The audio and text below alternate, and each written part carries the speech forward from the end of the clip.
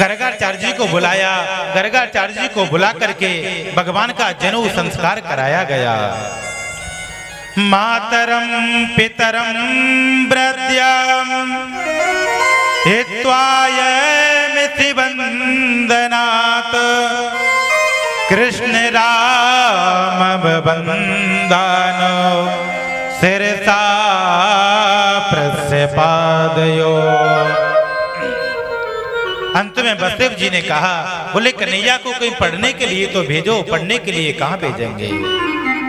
भगवान आज 11 वर्ष 56 दिन के हो गए हैं सज्जनों। उनकी आयु 11 वर्ष 56 दिन की हो गई, अभी कहीं पढ़ने के लिए नहीं गए हैं। मातरम पितरम वृद्ध्यम भार्याम साध्वीम सुतम शिशुम गुरु विप्रम प्रपन्नम चा कृष्णो बिव्रज बसन्मृता। यदि हमारा बालक को पढ़ रह जाए, बिना पढ़ा लिखा हो, तो सज्जनों उसमें सबसे बड़ी गलती माता पिता की मानी जाती है। बालकों को अवश्य पढ़ाना चाहिए। भगवान को पढ़ाने के लिए सांदीपनि गुरु का आश्रम है उज्जैन में, वहां पर पढ़ने के लिए भेजा गया। उसी आश्रम में प्रभु रहने लगे।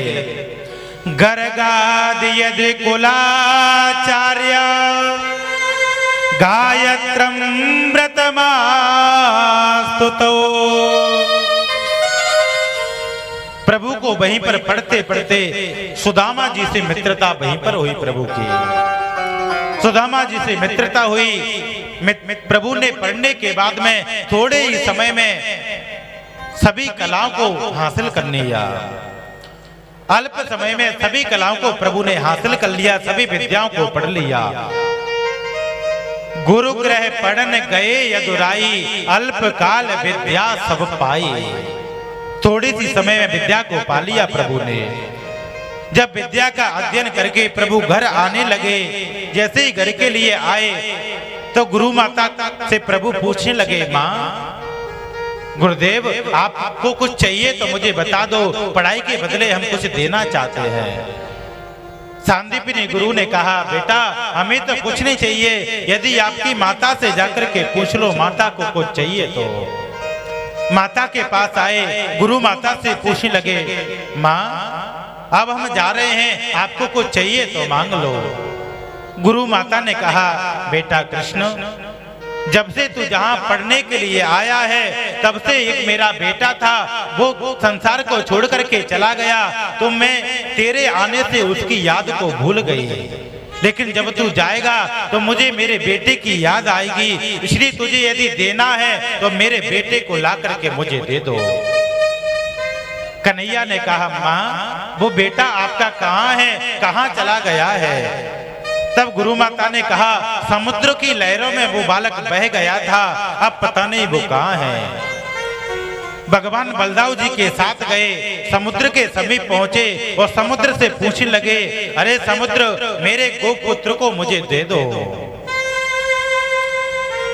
गोरोपुत्र में हानितम निज कर्म निबंधनम आनय स्वमहाराज मच्छासन पुरस्कृत। समुद्र दीनहीन होकर के भगवान के शरण में आ गया, प्रभु आपका आगमन क्यों हुआ है। भगवान ने कहा, हमारा गुरु पुत्र आपके पास है तो लाकर के हमें दे दो। समुद्र ने कहा, मेरे पास नहीं है प्रभु, मेरे अंदर एक राक्षस रहता है, पांचजन शंख रहता है, उसके अंदर हो तो पता नहीं है। भगवान ने वहीं पर वो राक्षस को मारा और शंख को लिया, उसका नाम था पांचजन। जभी से वह शंख भगवान के साथ ही रहता है। फिर भगवान ने कहा, हम कहाँ जाएं, कहाँ से गुरुपुत्र लेकर के आए। भगवान दौड़े दौड़े यमपुरी में आ गए, यमलोक में आ गए। भगवान ने यमलोक में आकर के आवाज लगाई तो दौड़े दौड़े यमराज आए और भगवान के पास आ गए, यमपुरी के बाहर आकर के खड़े हैं। यमराज ने कहा, प्रभु आपका आगमन क्यों हुआ है, मुझे बताएं। भगवान ने कहा, हमारे गुरु का पुत्र आपके पास है तो हमें उसे दे दो। देखो आज यमराज जी और भगवान यमपुरी के बाहर ही चर्चा कर रहे हैं, अंदर नहीं कर रहे हैं। यमराज जी भगवान को अंदर नहीं ले गए। क्यों नहीं ले गए सज्जनों?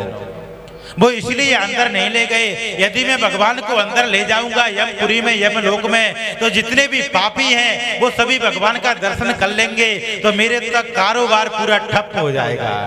इसलिए अंदर नहीं ले गए। भगवान ने कहा, मेरे गुरु माता का पुत्र दो। यमराज कहने लगे, जैसा वो कर्म करके आया है कर्मों के अनुसार वो यहाँ पर पड़ा हुआ है प्रभु।